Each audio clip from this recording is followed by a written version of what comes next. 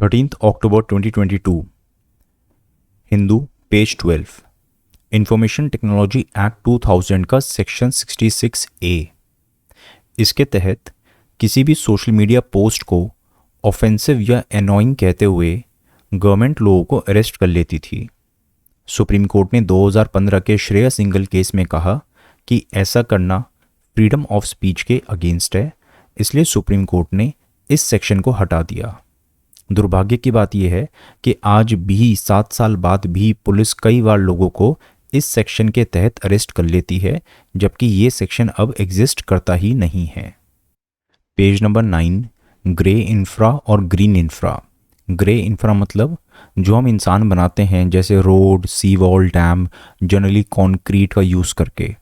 Green infra मतलब natural चीज़ें जैसे फॉरेस्ट, मैंग्रोव्स, वेटलैंड।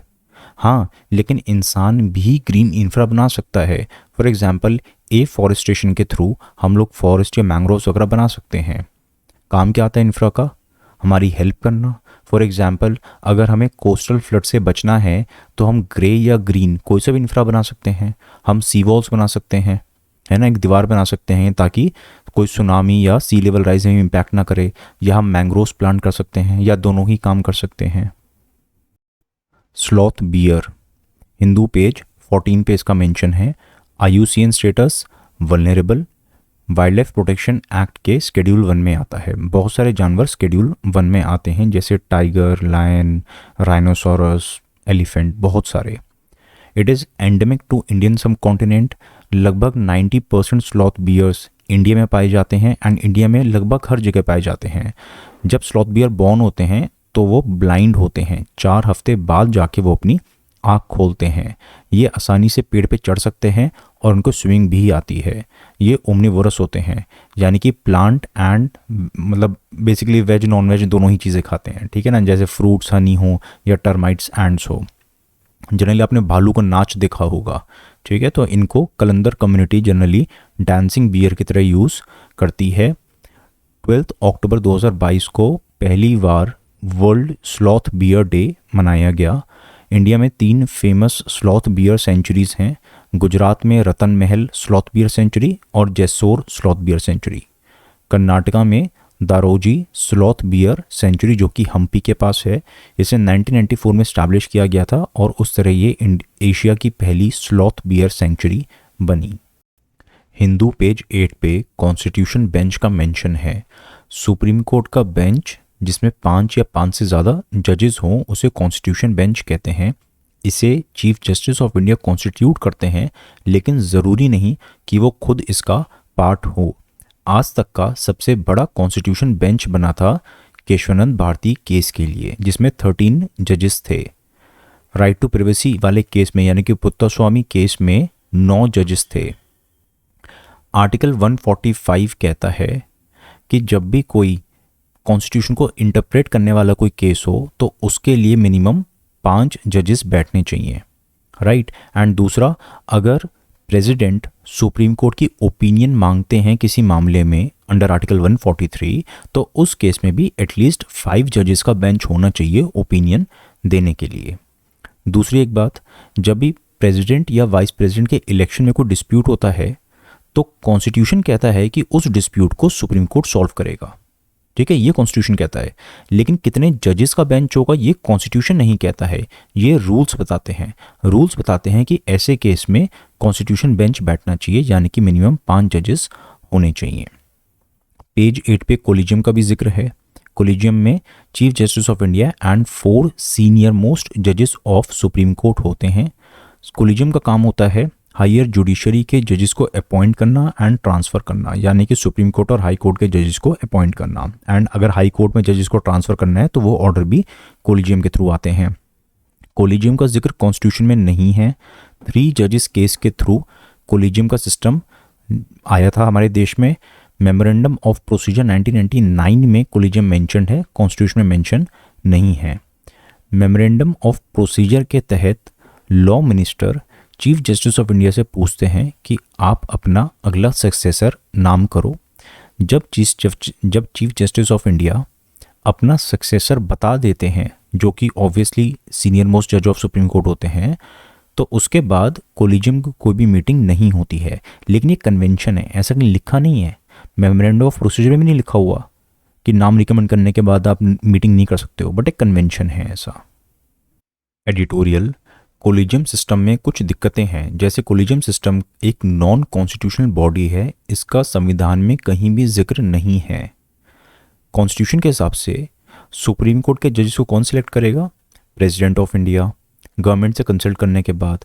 लेकिन कोलिजियम सिस्टम की वजह से क्या हो गया कि सुप्रीम कोर्ट ने ये बोला कि कोलिजियम सिलेक्ट करेगा आफ्टर कंसल्टिंग द गवर्नमेंट। तो उल्टा हो गया एक तरीके से। कॉन्स्टिट्यूशन कहता है कि एग्जीक्यूटिव अपॉइंट करेगा आफ्टर कंसल्टिंग जुडिशरी, लेकिन यहाँ पे जुडिशरी की प्राइमेसी स्टैब्लिश हो गई है सुप्रीम कोर्ट की जजमेंट की वजह से। अकाउंटेबिलिटी बिल्कुल भी नहीं है, क्योंकि कोलिजियम में 5 जजेस हैं, तो अगर जजेस कोई फैसला लेते हैं तो उनको अपोज करने के लिए या उनसे सवाल जवाब करने के लिए कोई भी नॉन जुडिशियल मेंबर है ही नहीं, इसलिए अकाउंटेबिलिटी नहीं है। कॉन्स्टिट्यूशन के हिसाब से आप हाई कोर्ट के जज या हाई कोर्ट के लॉयर्स को, सुप्रीम कोर्ट के लॉयर को अपॉइंट कर सकते हो एज ए सुप्रीम कोर्ट जज, है ना। लेकिन कॉन्स्टिट्यूशन में ये भी तो लिखा है कि प्रेसिडेंट किसी डिस्टिंग्विश्ड ज्यूरिस्ट को भी सुप्रीम कोर्ट का जज अपॉइंट कर सकते हैं। लेकिन आज तक किसी भी डिस्टिंग्विश्ड ज्यूरिस्ट को अपॉइंट नहीं किया गया सुप्रीम कोर्ट का जज। तो कोलिजियम ऐसा क्यों नहीं करता है? कोलिजियम को क्या आज तक कोई डिस्टिंग्विश्ड ज्यूरिस्ट नहीं मिला है? एंड लास्ट पॉइंट इज कि नेशनल जुडिशियल अपॉइंटमेंट कमेटी को पार्लियामेंट ने बनाया, लेकिन सुप्रीम कोर्ट ने हटा दिया।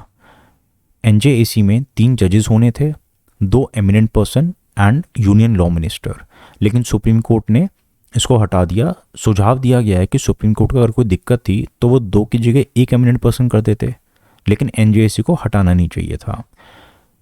कोलिजियम सिस्टम एकदम परफेक्ट नहीं है, ज़रूरत है इसमें रिफॉर्म्स की। तो एक ब्रॉड बेस्ड, यानी कि जजेस के सिवा बाकी लोगों की भी इसमें से होनी चाहिए, एंड जिस मैकेनिज्म से सुप्रीम कोर्ट के जजेस को अपॉइंट किया जाता है वो मैकेनिज्म ट्रांसपेरेंट होना चाहिए। 3 जजेस केस से कोलिजियम आया था, तो 3 जजेस केस को जानने के लिए आप यहाँ पे क्लिक करना, वीडियो चालू हो जाएगी, आपको समझ में आ जाएगा 3 जजेस केस क्या चीज़ थी। कोलिजियम का मेंस पर्सपेक्टिव से हमने क्लास नंबर 2 में पढ़ा था। Problem of fake goods and illegal trade. जब महंगाई होती है तो लोग सस्ता सामान ढूंढने की कोशिश करते हैं। अगर कोई साबुन 50 रुपये का आता है, जब घर का बजट बिगड़ता है तो लोग देखते हैं क्या कोई साबुन 50 रुपये से कम का भी आता है, क्या कोई 30 रुपये में साबुन मिल जाएगा ठीक ठाक से दिखने वाला। तो इसकी वजह से क्या होता है, लोग कई बार सस्ते के चक्कर में फेक गुड्स या सब स्टैंडर्ड क्वालिटी के गुड्स खरीद लेते हैं।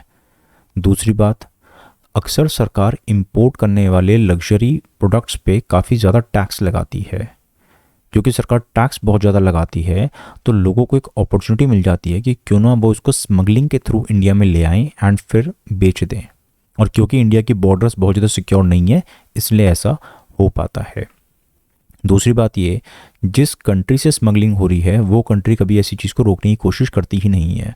फॉर एग्जांपल, मान लो यूएसए से बनी हुई कोई बहुत कीमती चीज़ नेपाल के थ्रू आप इंडिया में अगर स्मगलिंग करके ला रहे हो, मान लो कोई आईफोन ही मान लो फॉर एग्जांपल, तो यूएसए को क्या दिक्कत है भाई, वहाँ की कंपनीज की तो सेल बढ़ रही है ना, तो वो इस पर कभी रोक लगाएगा नहीं, कभी कोशिश भी नहीं करेगा। नेपाल को कोई फ़र्क नहीं पड़ता इस चीज़ से, फ़र्क इंडिया को पड़ता है, क्योंकि इंडियन गवर्नमेंट को इससे टैक्स लॉस होता है। क्योंकि इस तरह की इनकम, इस तरह की सेल कभी सरकार को रिपोर्ट ही नहीं करी जाती। जो लोग ऐसी ट्रेड करके पैसा कमा रहे हैं वो अपनी इनकम दिखाते नहीं हैं, क्योंकि सारा ब्लैक में काम हो रहा होता है, राइट। दूसरा डोमेस्टिक एग्जांपल ले लो, अगर कोई बंदा देसी शराब बना के और आसपास के लोगों को बेच दे तो वो सरकार की नज़र में नहीं आएगी, सरकार को उससे टैक्स भी नहीं मिलेगा। एंड दूसरी बात, अगर उस लिकर की क्वालिटी ठीक से मेंटेन नहीं करी गई तो फिर पब्लिक को हेल्थ रिस्क भी हो सकता है। एंड ऑब्वियसली क्योंकि ये चीज़ें प्रॉपर फैक्ट्रीज में नहीं बनाई जा रही हैं, इसलिए यहाँ पे एम्प्लॉयमेंट लॉस भी हो रहा है। क्या कर सकते हैं? फेक गुड्स को कंट्रोल करने के लिए हम टेक्नोलॉजी का यूज़ कर सकते हैं। जैसे बिस्लरी की बोतल का पानी आता है ना 20 लीटर वाली, उस पर QR कोड होता है। उस कोड की मदद से आप देख सकते हो कि ये बोतल असली है या नकली। ब्लॉकचेन का यूज़ कर सकते हैं। लोगों में जागरूकता फैला सकते हैं कि कैसे वो असली और नकली में डिफ्रेंशिएट करें। ये जो इंटरनेशनल स्मगलिंग होती है, इसको रोकने के लिए सरकार टैक्स रिड्यूस कर सकती है। अगर टैक्स बहुत ज़्यादा होता है, अगर 100 रुपये की चीज़ थी वो और टैक्स लगा के 200 की इंपोर्ट हो पा रही है, तो स्मगलर्स को अपॉर्चुनिटी मिल जाती है ना, वो कहता है भाई लीगल तरीके से इंपोर्ट करेंगे लोग तो उन्हें 200 रुपये की पड़ेगी, अगर मैं स्मगलिंग करके 150 में लोगों को बेच दूं तो लोग भी खुश, मैं भी खुश, है ना। तो सरकार को क्या करना चाहिए ऐसे केस में, सरकार को इन गुड्स के टैक्स रेट कम कर देने चाहिए ताकि स्मगलिंग करने का इंसेंटिव थोड़ा कम हो जाए। दूसरी बात ये, सरकार को कोशिश करनी चाहिए कि मल्टीनेशनल कंपनीज ज़्यादा से ज़्यादा चीज़ें इंडिया में ही बनाए। जब कोई मल्टीनेशनल कंपनी इंडिया में फैक्ट्री खोलती है, चीज़ें प्रोड्यूस करती है, यहाँ पे बेचती है, प्रॉफिट कमाती है, तो ऑब्वियसली वो यही चाहेगी ना कि इंडिया से जो भी प्रॉफिट मिला उस प्रॉफिट को वो वापस अपने देश में भेज दे, है ना। लॉजिकली तो यही होता है। लेकिन जब वो प्रॉफिट भेजती है वापस अपनी कंट्री में तो उस पर काफ़ी टर्म्स एंड कंडीशंस होती हैं, काफ़ी रिस्ट्रिक्शंस होती हैं। तो सरकार को ऐसे रिस्ट्रिक्शंस कम कर देनी चाहिए, क्योंकि इन रिस्ट्रिक्शंस की वजह से कई एमएनसीज इंडिया में फैक्ट्री खोलती ही नहीं है। अगला एडिटोरियल फॉरेस्ट की इम्पोर्टेंस के बारे में है। अक्सर ऐसा कहा जाता है कि अगर हमें क्लाइमेट चेंज से लड़ना है तो उसके लिए हमें बढ़िया बढ़िया टेक्नोलॉजी चाहिए, जैसे सोलर पावर, सोलर पैनल्स बहुत अच्छी क्वालिटी के होने चाहिए, या जैसे ही थर्मल पावर प्लांट से कार्बन डाइऑक्साइड निकलती है आप उसको कैप्चर करके स्टोर कर लो ताकि एटमॉस्फेयर में ना जाए, राइट। लेकिन हमें समझना चाहिए कि टेक्नोलॉजी सिर्फ अपने आप में हमें क्लाइमेट चेंज से लड़ने में मदद नहीं कर पाएगी, हमें और भी चीज़ों की ज़रूरत है। दूसरी एक बात कही जाती है इंटरनेशनली कि सारी countries net zero deforestation goal achieve करने की कोशिश करेंगी। मतलब कि अगर आपने 100 एकड़ के पेड़ काटे हैं, फॉरेस्ट काटा है, तो फिर आपको 100 एकड़ का फॉरेस्ट उगाना चाहिए, ठीक है, नेट ज़ीरो डिफॉरेस्टेशन होनी चाहिए। लेकिन ये सफिशिएंट नहीं है, क्योंकि जो आर्टिफिशियल फॉरेस्ट होते हैं जिनको हम उगाते हैं, जिनको प्लांटेशन भी बोलते हैं कई बार, तो वो नेचुरल फॉरेस्ट की तरह कभी काम कर ही नहीं सकते हैं। नेचुरल फॉरेस्ट बहुत ज़्यादा कार्बन कैप्चर करते हैं एंड वहाँ पे वाइल्ड लाइफ भी आसानी से रहती है। नकली मुकली के ह्यूमन मेड फॉरेस्ट में ये सब काम नहीं हो सकते, आप वाइल्ड लाइफ को या कार्बन कैप्चर उतना नहीं कर पाओगे। क्या कर सकते हैं, हमें नेचुरल कार्बन सिंक पे फोकस करना चाहिए। नई नई टेक्नोलॉजी या आर्टिफिशियल इकोसिस्टम, आर्टिफिशियल प्लांटेशन बनाने से बेटर है कि जो नेचुरल फॉरेस्ट हैं उनको हमें कंजर्व करना चाहिए। उसके लिए हमें फॉरेस्ट ड्वेलर्स और लोकल कम्युनिटीज़ की हेल्प लेनी चाहिए, जो लोग उसी इलाके में रहते हैं, उनकी मदद से हमें फॉरेस्ट को कंजर्व करना चाहिए। एंड जहाँ पे रिसेंटली लैंड डिग्रेड हो गया है वहाँ पे हमें लैंड की रिस्टोरेशन करनी चाहिए ताकि पहले की तरह वहाँ पे प्रॉपर इकोसिस्टम काम कर पाए, वहाँ पे पहले की तरह जंगल हो, वहाँ पे जंगली जानवर, वाइल्ड लाइफ, हर कोई पहले की तरह रह पाए। कंक्लूजन ये है कि हमें समझना चाहिए कि क्लाइमेट चेंज कोई प्रॉब्लम नहीं है, रादर ये एक सिम्टम है। बीमारी कुछ और है। बीमारी क्या है कि जितनी हमारी अर्थ की रीजनरेटिव कैपेसिटी है उससे ज़्यादा हम चीज़ें कंज्यूम कर रहे हैं, ये असली बीमारी है। इस बीमारी का एक इम्पैक्ट, एक सिम्टम है कि क्लाइमेट चेंज हो रहा है। तो हमें इस बीमारी को ट्रीट करना चाहिए, हमें सस्टेनेबल लाइफस्टाइल अपनाना चाहिए ताकि जितनी अर्थ की रीजनरेटिव कैपेसिटी है उतना ही हम लोग कंज्यूम करें। इकोसिस्टम रिस्टोरेशन हमने क्लास नंबर 39 में डिस्कस किया था। स्विमिंग की वीडियोस आप लोग रोज़ 1-1 घंटे देखा करो।